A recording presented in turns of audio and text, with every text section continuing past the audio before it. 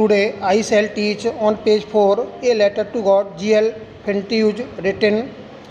It is really getting bad now. Lencho कहता है ये वास्तव में बुरा है हो रहा है. एक्सक्लेम द मैन आया है लेंचो के लिए. लेंचो ने ऐसी व्याख्या की. I hope it passes quickly. मैं आशा करता हूँ ये जल्दी से गुजर जाएगा. It did not pass quickly. लेकिन ये जल्दी से नहीं गुजरा. फॉर एन हावर. 1 घंटे तक द हेल रेन. व ओले गिरते रहे. On the house. घरों के ऊपर. And the garden. बगीचे के, पहाड़ी के, फसलों के. On the whole valley. और उस पूरी घाटी के ऊपर. The field was white. वह खेत सफ़ेद हो गए. As we covered with salt. जैसे कि उनको नमक से ढक दिया गया हो. Not a leaf remain. एक भी पत्ती नहीं बची उन पेड़ों पर. The corn was totally destroyed. फसल पूरी तरह से बर्बाद हो चुकी थी. The flowers were gone. फूल गिर चुके थे. From the plants. पौधों से.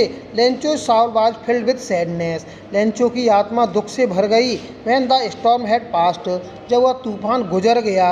ही stood in the middle of the field. वो अपने खेतों के मध्य में खड़ा हुआ था. And said to his sons. और वो अपने बेटों से कह रहा था. A plague of locusts would have left more than this. इस बरसात की अपेक्षा तो यह टिड्डे की बीमारी अधिक छोड़ जाती. The hail has left nothing. इन ओलों ने कुछ भी नहीं छोड़ा है. This year will have no corn. इस वर्ष हमारे पास कोई फसल नहीं होगी. That night was a sorrowful one. यह एक दुखद रात थी. All our work. हमारे पूरे कार्य के बदले में हमें कुछ भी प्राप्त नहीं होगा. There is no one. यहाँ पर कोई नहीं है जो हमारी मदद कर सके. We shall all go hungry this year. हम इस वर्ष सभी भूखे रह जाएंगे. But in the hearts of all. लेकिन सभी के हृदय में. Who lived in that solitary house.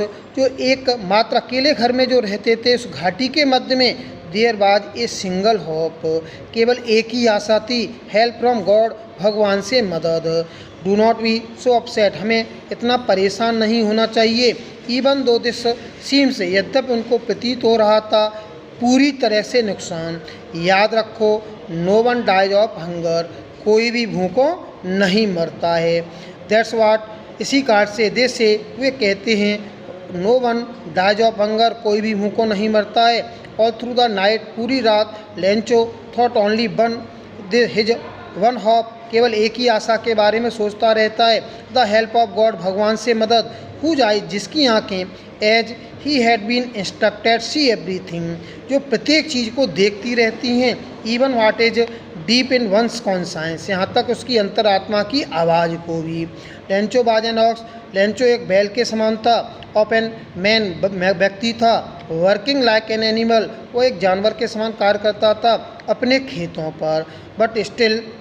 लेकिन फिर भी he knew how to write. वह जानता था कैसे लिखा जाता है. The following Sunday. अगले रविवार को. At daybreak. प्रातःकाल. He began to write. वह एक लिखना प्रारंभ करता है. A letter. एक पत्र. Which he himself. जिसे वह स्वयं ले जाता है कस्बे के लिए. And place in the mail. डाक में डालने के लिए. उसमें कुछ भी नहीं था. Then a letter to God. एक भगवान के पत्र के अलावा. God he wrote. उस लेंचो ने लिखा था भगवान. If you do not help me. यदि तुम मेरी मदद नहीं करते हो. My family. मेरे परिवार की. And I will go hungry this year. हम इस वर्ष भूखे रह जाएंगे. I needed 100 pesos. मुझे 100 पेसोस की आवश्यकता है. In order to sow my field again.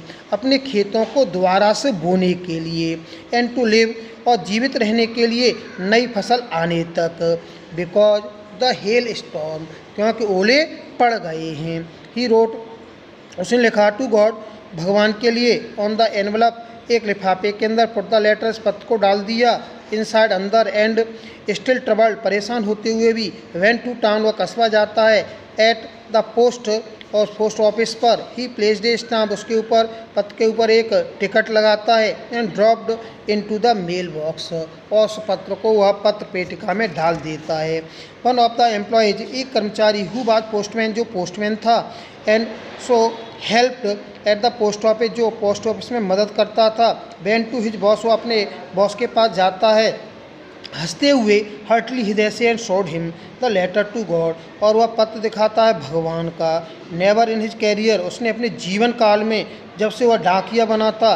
Had he known the address, वह इस पते को नहीं जानता था। The postmaster a fat amiable, postmaster भी एक हंसमुख साथी था। आल्सो ब्रोक आउट लाफिंग, वह जोर जोर से हंसने लगता है।